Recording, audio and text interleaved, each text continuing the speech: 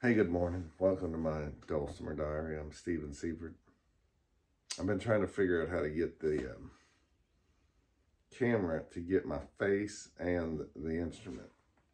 They keep me close, so the microphone, hopefully, it's a lot to figure out with a phone. you know, I'm finger picking a little bit this morning here.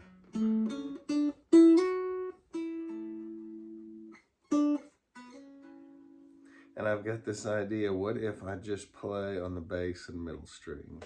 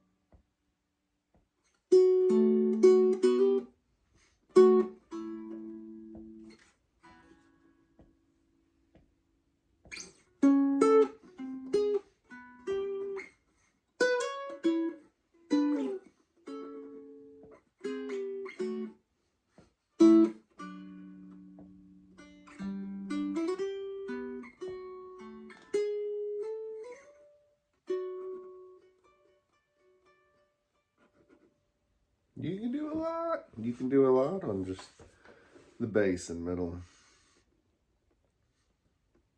And if you're finger picking, yeah, you've only got 3 strings. But just to every once in a while go to 2 strings. Hang out there for just a little bit. I think it really makes things go further. Just every once in a while to go to 1 string, I think, can be a good thing. And I'm kind of thinking in my head Floyd Clemmer. You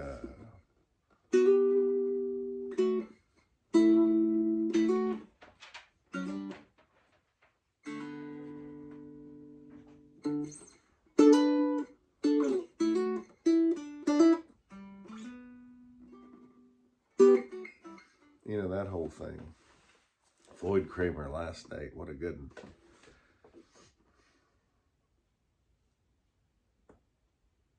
Playing on the middle and melody can be a treat, I think. Let's do a little of that.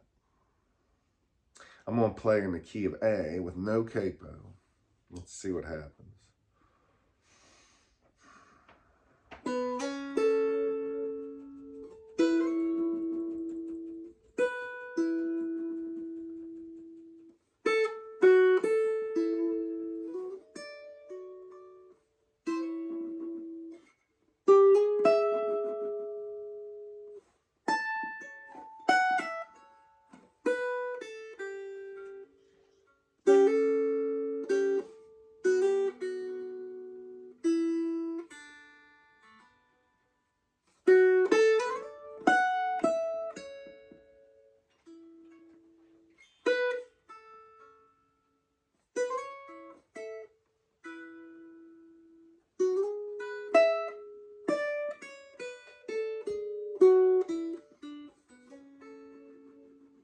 I got a little lost.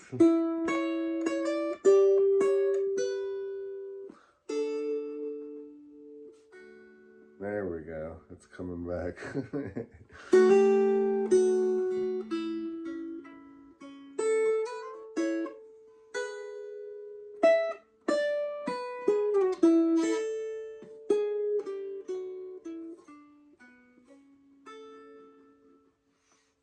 I mean, that can be pretty cool.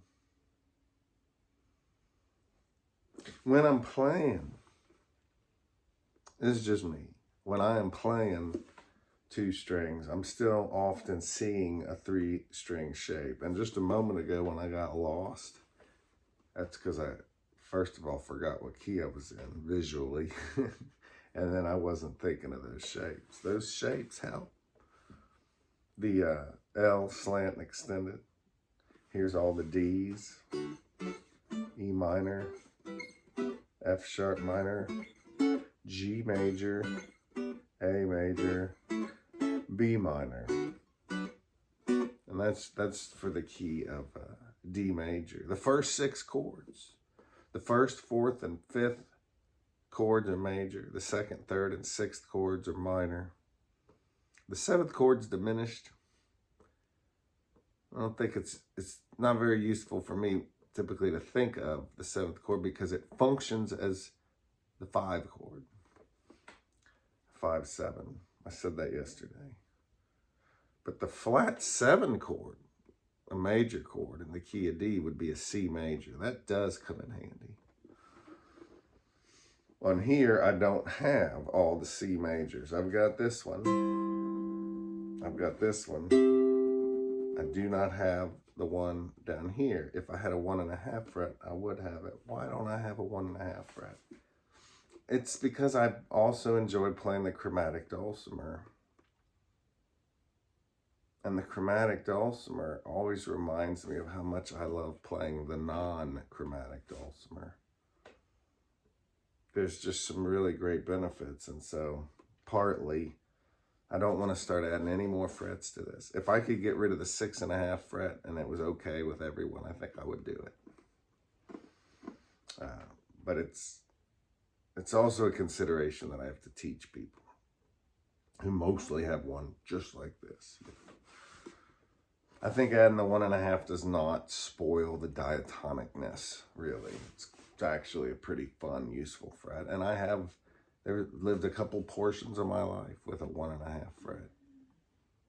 My second dulcimer had a 1.5. And then when I got really excited about Don Petty, I had a 1.5 and 8.5. It just helps you do the old-timey tunes better when you're just doing drone style, ironically enough. And Don, I always like to remind people when I bring this up that he finds more use in the 8.5. Not so much the 1.5. And I don't know where he's at today, but I know at one point he was saying he would like to have just the 8.5, not the 1.5. Anyway, what about playing on the bass and melody? Ooh, I like this one. The bass and melody. And I'll give you an example of how I think about these 3 shapes. There's the regular shapes where the highest fret number is on the melody string. These are open voicings. If you look at them on a piano or a piece of sheet music, the notes are spread out. If you flip all of these are closed voicings, and the notes on a piano or on sheet music are very close together. Same shape, you just flip it back and forth. Pretty cool. So when I'm thinking of just playing 2 strings at a time, I'm either thinking of the regular shape or the flipped shape.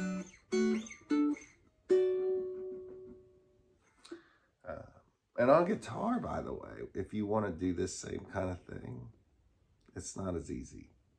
Not just because there's 6 strings, but our shapes are symmetrical. Kind of, when you can just flip the shape upside down and go from open to close voicing. So let me let you hear a bit of that. First I'll do the one where I'm using the regular shapes.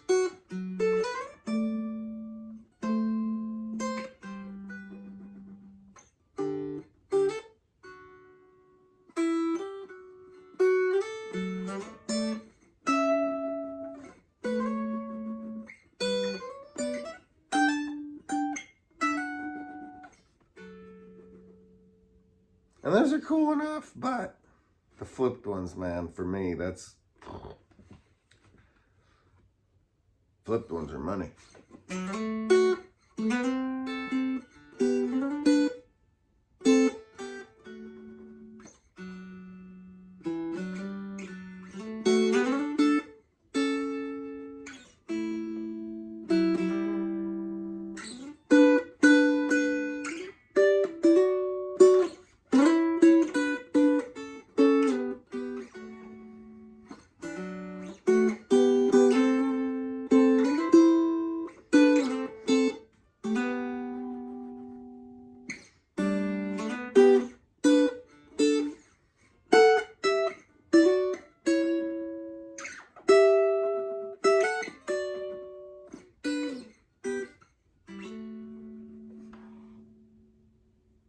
Pretty cool.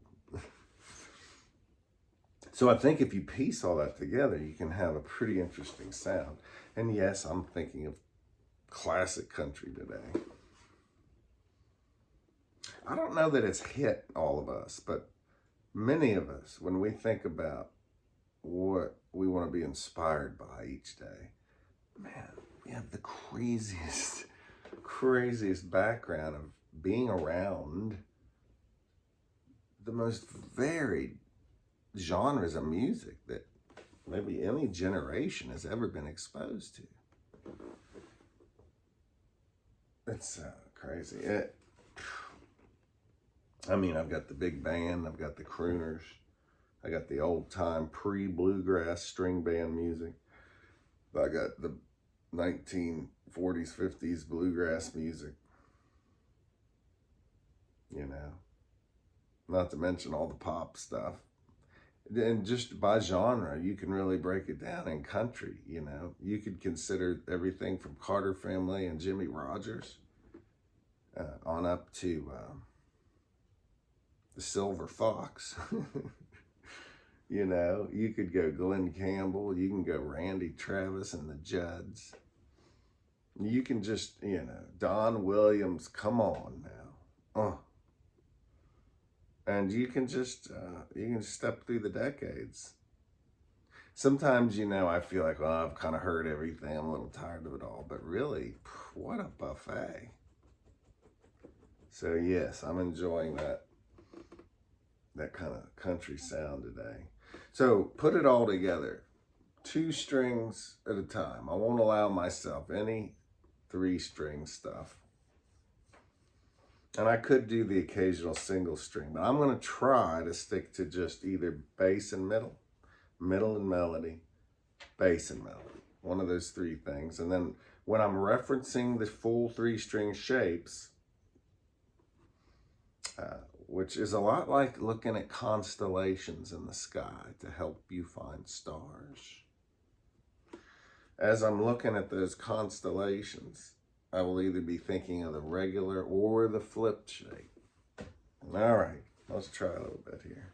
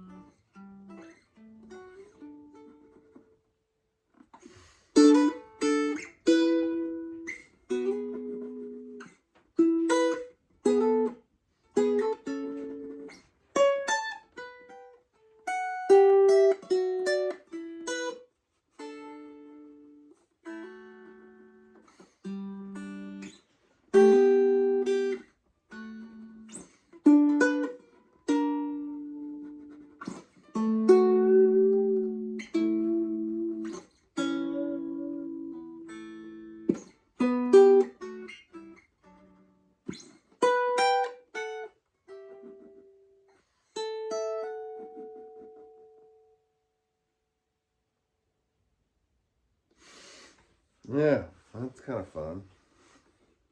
What in the world am I doing on these Dulcimer diaries? I teach a lot online. I've got my mountaindulcimer.com website. You pay every month.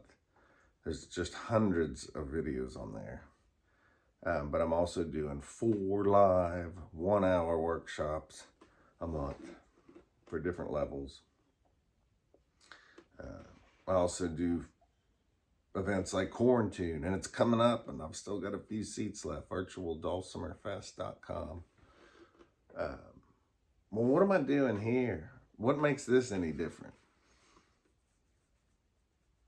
I guess I just allow myself to meander and wander and not worry so much about level. I think if you catch me at a festival, I'm definitely focused on the level and something that I get success with in 1 hour at a time. If you look at my Mountain Dulcimer A to Z.com live sessions, I'm always thinking about the level of the specific session, but I'm trying to do things that I wouldn't normally do at a festival. I want them to be different. And this is almost more for me. It keeps me motivated. It allows me to be a dreamer. But I also love the idea that I'm sharing some things that I might be a little scared to share normally. It might not fit into that hour format, you know. It might not be something I'm ready to share with the world because I haven't figured it out myself. What kind of person just talks to a camera? I'm talking to you. I'm talking to you. Generically, of course.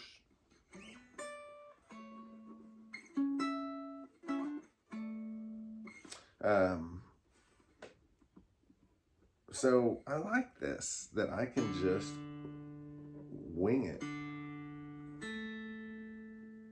And I can talk about pie if I want, chess pie.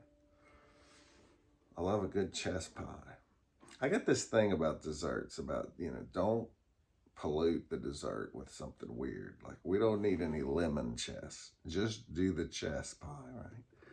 I don't want chocolate chips in my pecan pie. Just give me the pecan pie.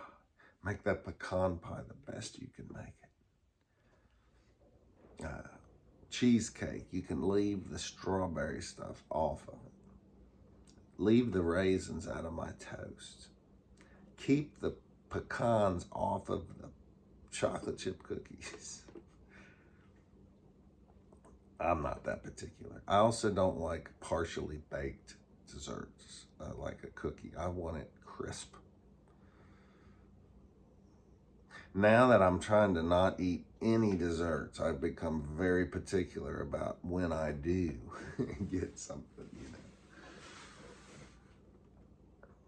So add to all this 2-string work, and I didn't cover all the 2-string possibilities there, but add the occasional 3-string chords, and at the other end of the spectrum, occasionally only play on 1 string at a time. So let's do a little bit of that.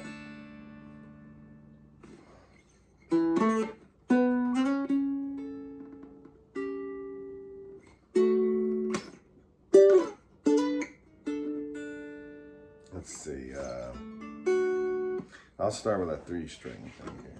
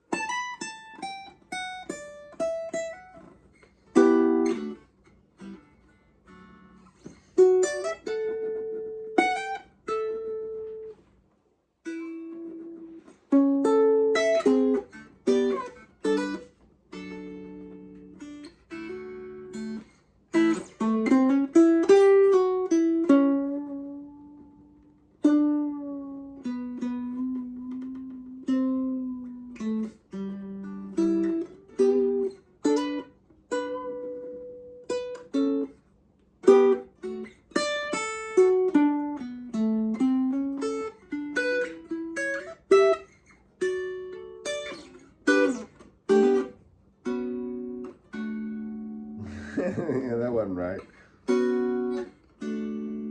Somehow I was going to bring it all together, you know?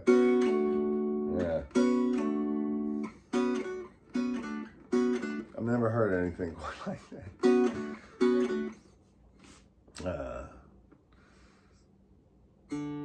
Now, when you start getting fancy and bending, you're going to go out of tune. On a guitar, sometimes it's neat. I'll see people doing this. On a dulcimer, we have a hollow fingerboard, so the frets actually transfer a lot of sound into this instrument. And listen to this. I don't know if you can hear that. It's like a rubbing sound. Drives me crazy, but I sure love to do that vibrato thing. Goodness gracious. I've got a lot on my mind. Somebody said to me, you should keep these videos shorter, you know. I watch long videos. I just watch a little bit each day, or if it gets boring, I just try for another. Can you tune by ear? This is almost like a whole different thing, but can you? It's a good thing to learn. I mean, use your tuner, but don't use it completely. You know, try to do some of this by ear. For DAD, don't forget, if you fret the bass at 4, it gives you an open middle. If you fret the middle at 3, it gives you an open melody. So the trick is, you tune the bass either by just winging it or use your tuner. You tune the bass with your tuner, then tune the tuner off. And you'll play a 4 on the bass, and that's your constant. You're not gonna change the bass anymore. When you fret the bass at 4, you wanna hear an open middle.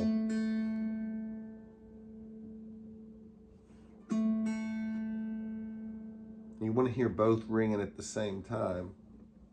You can reach over and adjust that middle. Once the middle sounds as close to the bass as you can get it, you can fret the middle at 3. Now we're not gonna tune the middle anymore. We're gonna fret the middle at 3 and the open melody. And once those are as close as you can get them, you're done. But it stinks reaching over at the right hand to tune the thing. So I believe Chet Atkins used to do this, although at this point I don't know why I say that. Maybe I saw it in an old video, or David Schnaufer told me, and David Schnaufer did this. You're gonna pluck and fret with your right hand, so this left hand, which is close to the tuners, can comfortably tune. So the right hand, watch this, take your index finger, fret the bass at 4, and the thumb, I don't know if you can see that, the thumb is gonna pluck the bass and middle. And then your left hand can do the turning. But you wanna hear both strings, the constant and the variable. And when you're fretting, you don't want to push this string this way or that. You don't want to over push either. Once you've got your middle, you'll fret the middle at 3 with your index. And I'm hitting both strings pretty quick.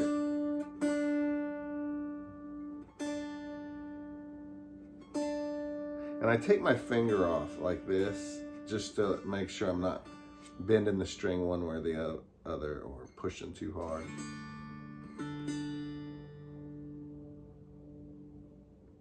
Now sometimes, first of all, tuning by ear makes me get obsessive a little bit.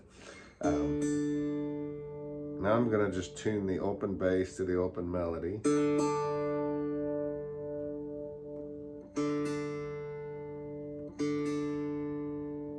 It's not perfect, and I'm gonna now fret my middle at 3, and now I'm gonna actually tune the middle. So this is a different thing I'm doing here.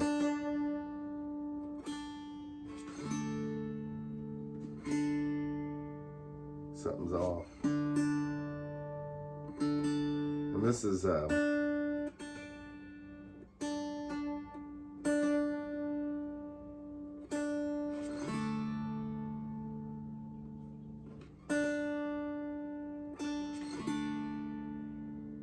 something's off. This is why, I mean, I end up using the electronic tuner a lot. But I'll tell you, if you tune by ear, I think you can get closer. Sometimes I'll do a harmonic on the bass at 7, and that should match my melody string.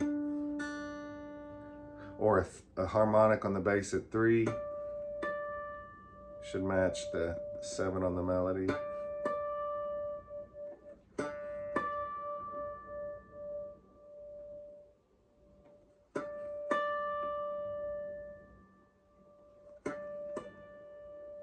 You don't have to have perfect pitch to do this.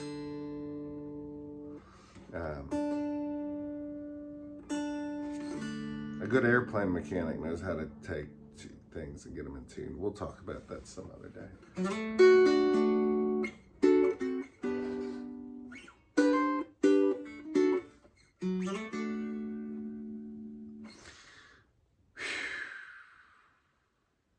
I guess that ought to do it, huh?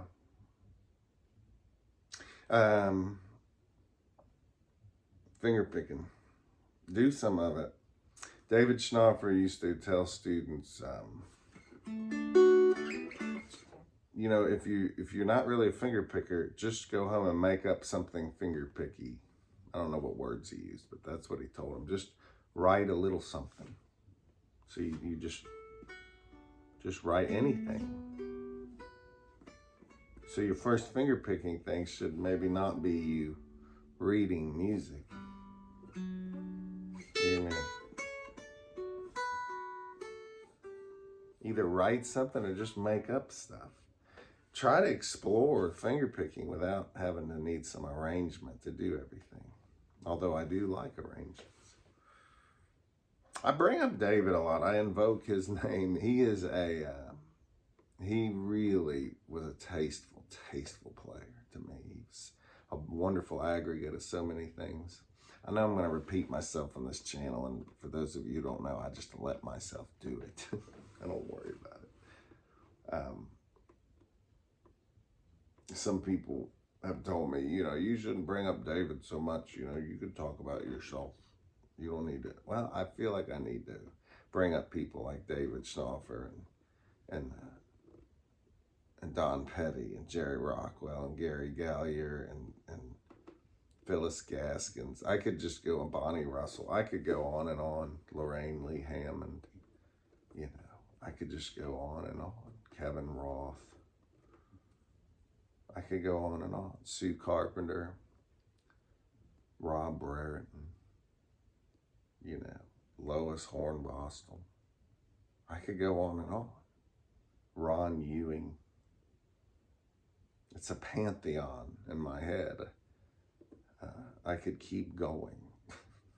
Howie Mitchell, Aaron O'Rourke, Sarah Morgan, Aaron Rodgers. You know, I could go on. Jeff Haynes. You know, these great players. I'm leaving people out right now. I'm getting nervous. Bonnie Carroll. You know, Doug Birch, Paul Clayton, Richard Farina, Gene Ritchie. I could go on and on and on. Interesting stuff. Thomasina Levy, you know, Dave Haas. Now I'm getting to everybody. I'm going to just stop. If I didn't call your name, I'm just stopping myself so I don't just sit here for the next half hour. There's all these players. David Schnaufer's the one that kind of hit me the hardest. And I played with him and traveled with him and taught with him for a short time. And then, like a lot of good bands, we had our falling out. And, you know, it doesn't matter to me. He's kind of the pinnacle of bringing everything together and tastefully making something new. Randy Adams. I could just go on and on, you know. So anyway, I'm going to keep bringing up people. I think that's good. Well, hey, I hope you're doing all right. And you don't have to make this music be anything but what is best for you. You know, what most naturally could come from you that you could feel most comfortable with? I mean, we all want to do something like somebody else, but what if you were functioning at your fullest capacity and extremely comfortable at the same time? What would it be you do on this thing? I think that's real important to think about. The music is a wonderful companion. You know, having a pet is a wonderful companion. Having children, there can be some wonderful companionship there. Having a spouse, a partner, having a friend. Having music in your life that's not always fighting you, I think is important. Be in a relationship with your Dulcimer that's nice. It may not look like other people's relationships, but